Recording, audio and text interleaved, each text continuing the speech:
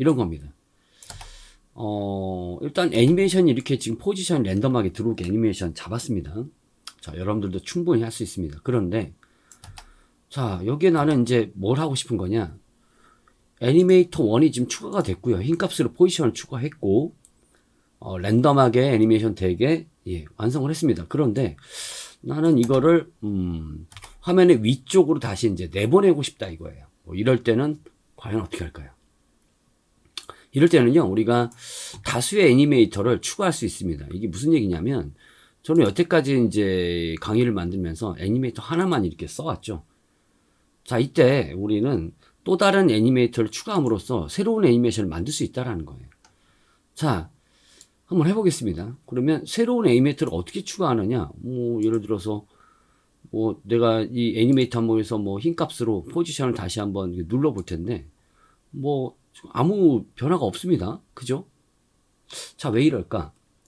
자, 새로운 애니메이터를 추가할 때요, 주의사항도 있고, 예, 고려해야 될 사항도 있습니다. 이게 뭐냐면, 이런 겁니다. 자, 첫 번째 애니메이터를 통해서 우리가 텍스트가 화면 안에 들어오게 이렇게 완성을 했다면, 다양한 애니메이터 조합을 통해서 우리가 정말 재밌는 것들을 많이 만들 수 있어요. 이때 고려해야 될 사항이나 주의해야 될 사항은 뭐냐면, 이런 겁니다. 나는 이 애니메이터 1 말고 애니메이터 2, 새로운 애니메이터를 추가하고 싶은 거예요. 그럴 때는, 자, 기존에는 우리가 이 애니메이터를 선택하고 add라는 항목 프로퍼티를 이용하면 이 애니메이터의 새로운 힘값을 계속 추가할 수 있었죠. 하지만 이번에는 개념이 다릅니다. 새로운 애니메이터를 추가하는 거예요. 그럴 때는 주의사항이 있습니다. 자, 제가 이제 포지션이라는 힘값을 이미 썼고요.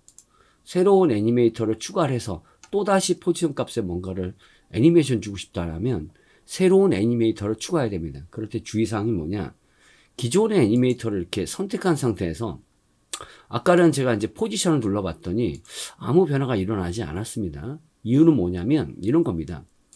일단은 새로운 애니메이터를 추가하려면 기존의 애니메이터가 이렇게 선택되어 있으면 안 돼요. 선택을 해제해야 됩니다. 이 상태에서 제가 포지션을 한번 눌러보면, 자, 애니메이터 2가 생기고 또 포지션 값에 다른 힘을 줄 수가 있는 거예요. 근데 제가 아까는 어떻게 했죠? 자, 지금 한번 지워볼게요. 기존의 애니메이터를 선택하고, 자, 포지션을 선택했죠. 그럼 뭐가 되냐면, 이렇게 되는 거예요. 제가 한번 요번에는, 자, 이렇게 해볼게요. 자, 지금 이미 포지션은 이미 애니메이터 1에서 쓰고 있습니다. 자, 제가 이제 로테이션을 한번 눌러보면, 이 애니메이터에, 자, 로테이션이 흰 값이 추가되는 걸 볼 수 있어요. 예, 그렇습니다. 자, 이런 거죠. 우리가 원래 애니메이터에 흰 값을 추가하려면, add 항목의 프로퍼티를 이용해야만 했는데요.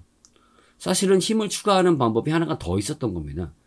자, 기존의 애니메이터를 선택하고 애니메이터 항목에서 기존에 우리가 선택하지 않았던, 자, 지금 포지션이 이미 선택이 돼 있죠. 다른 힘을 우리가 선택하면 기존의 애니메이터에 새로운 힘값이 이렇게 추가되는 거예요. 네, 굳이 우리가 add 항목을 이용하지 않아도 됐던 거였죠. 자, 하지만 제가 이제 기존의 애니메이터를 선택하고 포지션을 누르게 되면 이미 포지션은 애니메이터 1에 추가가 되어 있기 때문에 새롭게 추가가 되지 않았던 겁니다.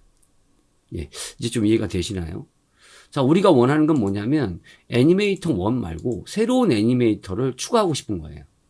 자, 지금 같은 경우에는 포지션을 이미 애니메이터 1으로 완성을 애니메이션 했다면 새로운 애니메이터 2에 또다시 포지션이라는 우리가 힘 값을 추가하고, 자, 힘을 줌으로써 또다시 포지션 애니메이션을 만들어낼 수 있는 겁니다.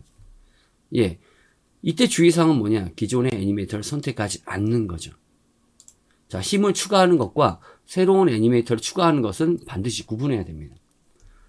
자, 여차저차 좋다 이거예요. 저는 새로운 애니메이터를 추가하겠습니다. 그것도 포지션을 추가하죠. 자, 기존의 포지션의 힘값은 이미 애니메이션을 만든 단계에서 또다시 우리가 힘값을 추가할 수 있습니다. 자, 힘값을 추가해서 지금 포지션 줬는데 Y축으로 제가 화면 위로 보내보죠. 그러면 기존의 애니메이션에 새로운 애니메이터에 또 다른 힘값이 추가된 거예요. 결과가 달라지죠. 자, 이 부분에서 많이 헷갈려 하실 겁니다. 그럼 제가 원하는 건 뭐냐면, 자, 기존의 애니메이터 1에서 화면의 아래쪽 바깥쪽에서 글씨가 가운데로 올라오는 애니메이션을 완성했다면 제가 원하는 건 자, 힘을 다시 좀 0으로 돌려볼게요. 자, 완성된 글씨 값을 화면의 위쪽으로 보내고 싶은 거예요. 자, 시작하겠습니다. 뭐 이때는 어떻게 해야 되느냐? 아니, 나는 보내고 싶은 위치가 저 위쪽이라 이거예요. 뭐 프레임 바깥은 안 쓸게요. 일단 여러분들 잘 보이게 하기 위해서 프레임 바깥으로 보내는 건 좀 이따 하겠습니다. 좀 위쪽으로 보내볼게요. 자, 그러면 기존의 애니메이터 때문에 좀 몹시 헷갈리죠? 애니메이션 잡기가 좀 힘듭니다. 그럴 때는 기존의 애니메이터를 잠시, 자, 이게 보이죠? 지금 자, 눈을 끄고 작업하기를 자, 권장드립니다. 자, 원래 위치가 여기였죠. 원래 위치가 여기였습니다. 자, 이제 제가 자, 저쪽 위로 보내볼게요. 그렇다면 우리가 이제 어떻게 합니까? 이 레인지 셀렉터의 여러 가지 옵션으로 내가 주어진 흰 값을 제어하죠. 제가 원하는 건 뭐냐? 원래 가운데 있던 글씨들이 자, 저 위로 하나둘씩 올라가는 겁니다. 그렇다면 기존에 우리가 연습했던 레인지 셀렉터였던 스타트 보이죠?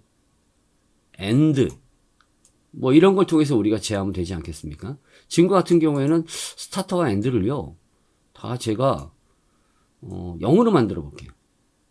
그리고 스타트 값을 애니메이션 주면 어떻게 됩니까?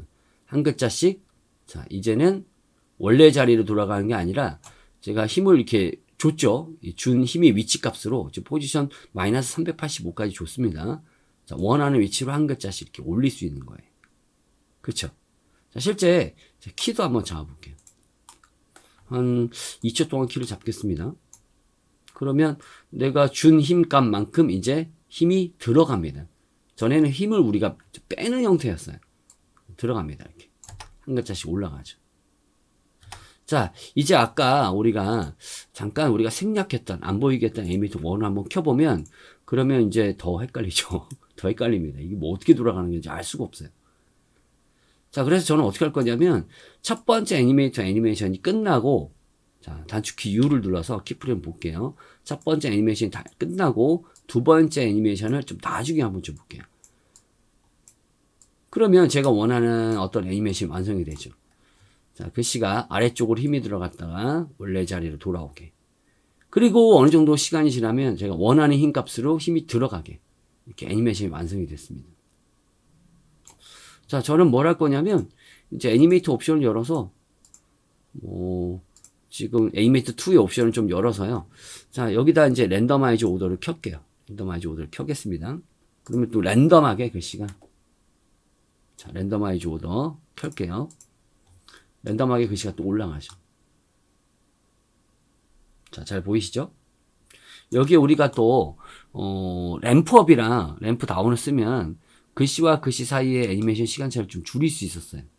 자, 하지만 예전에 우리가 애니메이션 잡았을 때는 힘이 들어간 힘값을 빼는 값으로 원래 힘값을 돌렸다면 요번에는 힘이 들어가는 식으로 제가 애니메이션 주고 있죠. 그래서 요번에는 힘의 모양을 램프업으로 주면 안 되고요. 램프다운으로 주셔야 됩니다. 자, 기억하실지 모르겠지만 램프업이나 램프다운 같은 경우에는 지금 이 스타트 값에 애니메이션 주는 게 아니라 옵셋으로 애니메이션 줬었죠. 자, 기억하실지 모르겠네요. 옵셋을 자, 마이너스에서 플러스 값으로 자, 이렇게 애니메이션 줬었습니다. 자, 제가 좀 뭔가 좀 잘못 만진 것 같은데요. 좀 살펴볼게요. 자, 이렇게 줘보죠. 예, 맞습니다. 자, 이 렌즈 셀터 다시 이제 100% 만들어야 되는데요. 자, 그걸 생략했네요. 자, 옵셋을 마이너스 2초 동안 플러스 값으로 주죠. 자, 그러면 이제 요번에는 힘이 들어가는 식으로 애니메이션 주죠. 그래서 램프업과 램프다운은 좀 정반대라 좀 요 부분이 헷갈렸을 거예요. 램프다운 그리고 옵셋 조합으로 애니메이션 줬고요. 자, 볼까요? 애니메이션도 속도감 한번 주겠습니다. 자, 예전에는 이지로우를 올리는 값으로 제가 감속을 줬다면 이번에는 한번 이지로우를 올려볼까요? 자, 가속이 들어가죠. 역시 이제 힘의 모양도 반대지만 이지 하이, 이지 로우 옵션도 좀 반대로 들어가야 됩니다. 이번에는 이지 로우를 마이너스 100으로 줄게요. 자, 그러면 도착하는 시점에 감속이 들어가죠. 자, 이렇게 첫 번째 애니메이션과 두 번째 애니메이션을 이렇게 합치게 되면 예, 뭐 이런 식입니다. 멈춰 있다가 원하는 위치로 이렇게 나가죠. 자, 이제 완전히 프레임 밖으로 보내겠습니다. 자, 두 번째 애니메이터의 포지션의 흰 값을 저쪽 프레임 밖으로 보내겠습니다. 자, 그러면 제가 원하는 애니메이션이 완성이 되죠. 자, 볼까요? 이렇게입니다. 자, 모션 블러까지 키우면 더 볼만할 거예요. 자, 볼까요? 이렇게입니다. 자, 여러분들이 오늘 이해해야 될 건 뭐냐면, 이 애니메이터 2, 자, 새로운 애니메이터를 추가하는 방법, 그리고 두 번째, 기존에는 우리가 어떤 힘이 어떤 종류를 선택을 하고, 힘값을 어떻게 주고, 자, 힘을 빼는, 자, 렌즈 셀렉터를 힘을 빼는 방법으로 애니메이션 줬다면, 보통 이제 애니메이터 2는 힘이 들어가는 방식으로 애니메이션을 줘서요, 좀 이 부분이 많이 헷갈릴 겁니다. 자, 일단 오늘은 간단하게 예제를 좀 진행을 했고요. 자, 이렇게 조합하면 우리가 정말 많은 또 애니메이션들을 만들어낼 수 있습니다. 일단은 지금 이 부분도 상당히 어려울 거예요. 자, 그래서 이 강의를 여러 번 좀 반복해서 보는 것을 권장드리고요. 자, 새롭게 애니메이터를 추가하는 방법. 이때 주의사항. 기존의 애니메이터를 선택하지 말 것. 그리고 기존의 애니메이터의 힘을 추가하는 방법과 분명히 뭔가 다른 게 있다라는 것들. 자, 여기까지만 익히도록 해요. 자, 수고하셨습니다.